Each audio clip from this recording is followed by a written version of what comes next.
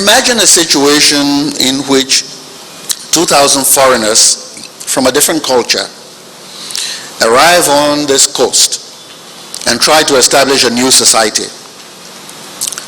This will be a very difficult task. It will be a very difficult task today, as indeed it was in the 1800s. The social objectives of the settlers was to establish a new society that would practice Christianity and extend the values and ways of Western civilization to all of Africa. During the early periods of the state formation, there were three social policies conceived and promulgated by the Liberian government. The first was a policy of assimilation. The second was a policy called the settlements policy. And the third was a policy of educational expansion. Let me try to treat each of these briefly. The policy of assimilation. The assimilation policy was begun by the American Colonization Society in 1825 and continued through the 1920s. It was an official policy to promote the, quote, civilizing mission. Through this policy, children from indigenous communities were brought into homes of settler families as apprentices to be trained in the craft, to be educated, and to be taught the ways of Western civilization. To a large extent, the apprenticeship system was successful in the assimilation of the recaptives into settler society. Now, the recaptives were those slaves who had been transported to Europe or who were en route to slavery in Europe and the Americas. But the slave ships were intercepted on the high seas and their human cargo were brought to Liberia. This is the group that was originally called the Congo people.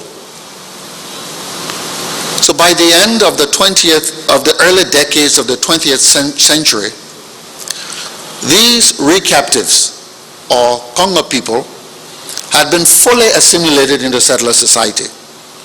And so that was the success of the assimilation policy, of the apprenticeship arrangement.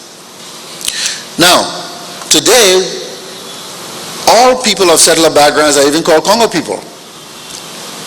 And that is a testimony to the success of that apprenticeship system and the policy of assimilation with the recaptives. But what about with the rest of with the indigenous population? With respect to the assimilation of children of indigenous societies, this policy was unrealistic and was largely unsuccessful for a variety of reasons, including the fact that surrounding the colony was a dominant culture, and that culture was strong enough to ensure its existence and continuity even amid these new values. Secondly, the environment and the relationship between settlers and indigenous communities was quite frequently rife with suspicion and often with violent interactions. And so there was not a view that behind this policy at all times was the goodwill and the good faith. And then, of course, in many cases, children from indigenous households were were abused by those who took them in their households. In some cases, they were not even allowed to enter the home through the front door. Some were given special cups and not allowed to use the utensils. Some would eat different food, or the rice crust. So you had here a situation where, as a social policy directed to the assimilation of indigenous communities, you had a failed policy. The second policy, the settlements policy. This was a policy that was being pursued and promoted actually by the integrationist elements among the settler society, in settler society, spearheaded by Professor Blyden. What this policy was about, in fact, was that settlements of the settler community would be built deep into indigenous communities, so that the people of the surrounding communities and those of the newly established settler communities would have life together, interact together, go to the same schools, interact in the same way, rather than having coastal enclaves. It was on this basis that in the late 1860s and the early 1870s, Arthington and Brewerville, they may seem to be in town today, or close to town, but in those days they were seen to be deep into indigenous communities. And the intention was to go even beyond Arthington and have even more settlements. But a number of things happened. One, after the American Civil War, emigration to Liberia decreased. And another thing that happened was that at this time, the British and the French colonialists were pressuring the communities in their aggressive imperialist ways. They were taking over more and more territory, and there were lots of fighting going on in the interior where colonial expansion was at its zenith. And so there was waves and waves of turbulence. And this policy had to be abandoned because of the aggressiveness of the British and French imperial authorities. The policy of educational expansion. The government had on its books policies for the expansion of education in the hope that as educational opportunities expanded, you would have a new Liberia emerging, where values of civilization and skills would go hand in hand and would spread throughout the length and breadth of this country. But the words of the government were not matched by its actions. Unfortunately, the American Colonization Society hardly ever invested in education. And the succeeding government, Liberian government, hardly ever also. So it was the missionaries who, in fact, provided the education for our people. The Baptists, in fact, some settler missionaries themselves, like Lord Carey, got involved in educational expansion. But the Baptists, the Methodists, the Episcopal, the Lutherans, and the Roman Catholics were at the foundation of Liberian education, and they've been there since the founding of our country. It was only in the late 30s and 40s that that government-supported secondary schools began to were established in many parts of our country. The University of Liberia was established in 1861 as the highest institution of learning, and over time became a crucible for, through Blyden and others, a crucible for integration. And quite latterly, in the 1960s, the concept of the multilateral schools has greatly helped the integration process in our country. Now, in addition to these policies, and many of them, as I say, they failed as government policies, the government began, under the pressure of the British and the French, the pressure to establish effective control. Having tried now to do so through integration and failing to do so, it decided to do so by an expansion of state authority. And that is when by the turn of the century, we begin to see the formation and the expansion of the Liberian Frontier Force, as I was mentioning before, and the interior administration really taking shape. Between 1906 and 1914, these two institutions expanded. And they were both, as I said, responsible to the president. They both, or the interior policy, I should say, was one that fostered indirect rule, so that chiefs would govern their societies, reporting to the president through the interior bureaucracy. This was the classic system of British colonial rule that had been adopted here now at the turn of the century. Now, over time, this system unfortunately became predatory,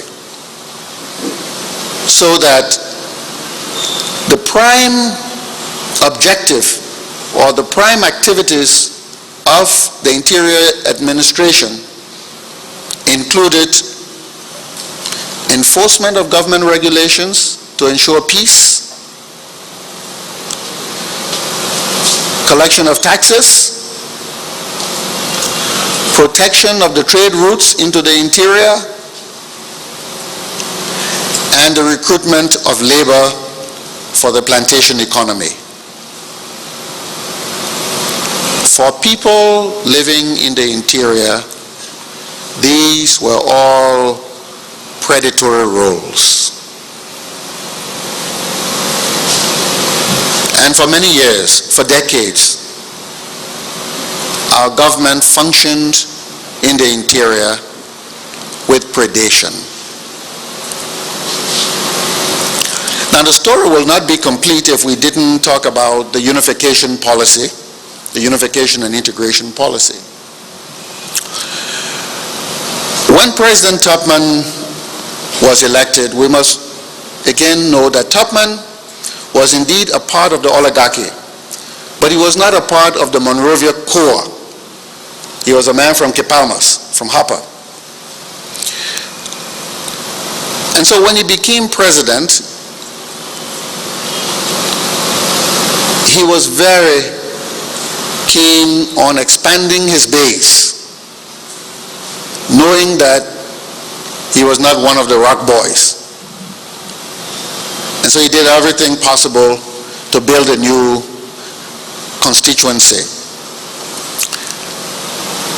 And so one of the things he did was to begin the unification and integration, to enunciate or pronounce the unification and integration policy. Now, what was that policy? The policy was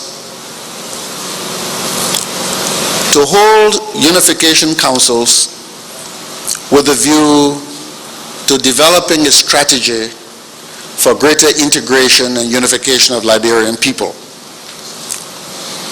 And so Tubman pursued that policy through a number of unification councils.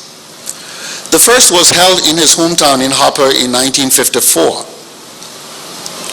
The council in Hopper, presided over by Tubman, at that meeting, Tubman stressed the following. He stressed that, quote, all divisive ideologies, symbols, and nomenclatures should be abandoned. And he urged that, quote, all of us must register a new era of justice, equality, fair dealing, and equal opportunities for everyone from every part of our country, regardless of tribe, clan, section, element, creed, or economic status, unquote. So the Hopper Unification Council did not accomplish any concrete policy outcomes, but it was the beginning of defining an agenda for unification and integration. And more importantly, it gave Liberia tremendous psychological boost with respect to its preparedness to transcend historic, social, economic, political, and cultural divisions. For the large part, after the '54 conference, Liberians were ready to take bold initiatives for unification. And so 4 years later, Tubman held a second meeting, this time in Vonjama. At the Vonjama conference, he once again stressed the themes of reconciliation and cooperation and the need for deeper appreciation of indigenous cultures. While he did not propose substantive policy changes, he did raise a very important question. And that question was whether to restructure the administrative and political subdivisions of our country so as to end the system of indirect rule.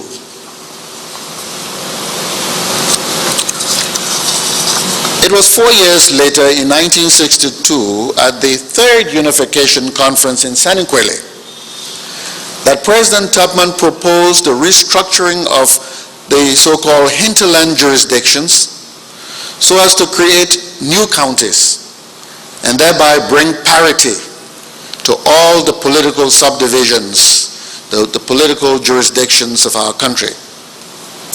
And shortly after the Saniquele Conference, the Saniquele Unification Council,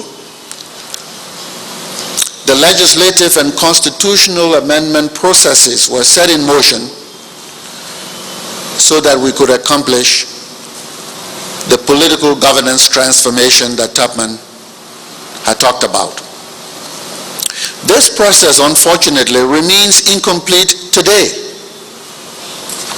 And why I say so, because even today, as we speak, the Ministry of Internal Affairs still has as one of its operating authorities,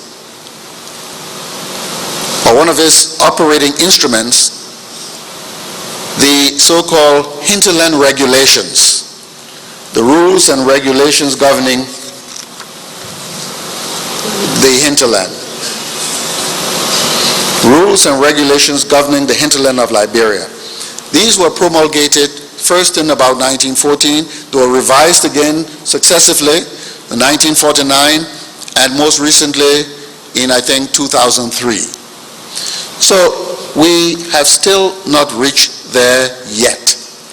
There's still a lot of work to be done to bring political parity to all subdivisions of this country and to fully integrate our land such that equality would have come to everyone.